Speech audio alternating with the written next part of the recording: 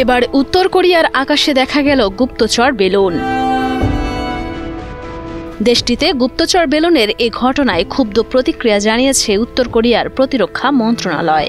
ঘটনার জন্য মার্কিন যুক্তরাষ্ট্র এবং দক্ষিণ কোরিয়াকে দায়ী করে বিষয়টিকে বিপজ্জনক উস্কানি বলে মন্তব্য করেছে দেশটির প্রতিরক্ষা মন্ত্রণালয়। দেশটির প্রতিরক্ষা মন্ত্রণালয়ের এক বিবৃতিতে বলা হয়েছে, গুপ্তচর বেলুনগুলি উত্তর কোরিয়ার সার্বভৌমত্ব ও নিরাপত্তার লঙ্ঘন। বিবৃতিতে আরও বলা হয়েছে যে যদি এ ধরনের উস্কানিমূলক কর্মকাণ্ড অব্যাহত থাকে তাহলে উত্তর কোরিয়া কঠোর পদক্ষেপ নিতে বাধ্য হবে।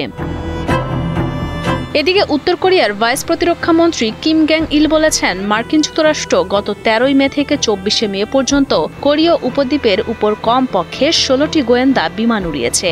তিনি আরও অভিযোগ করেন, দক্ষিণ কোরিয়ার নৌবাহিনী ও কোস্টগার্ড সমুদ্র সীমা লঙ্ঘন করেছে এবং তাদের কার্যক্রম বৃদ্ধি করেছে।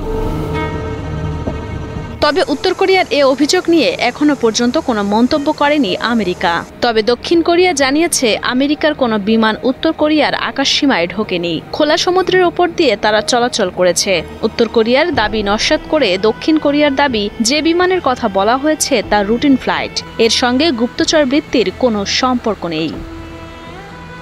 উল্লেখ্য, এর আগে 2023 সালের জুলাই মাসে উত্তর কোরিয়ার আকাশে দেখা গিয়েছিল মার্কিন গুপ্তচর বিমান। সে সময় উত্তর কোরিয়ার হুমকিতে পিছু হটেছিল মার্কিন যুক্তরাষ্ট্র ও দক্ষিণ কোরিয়া।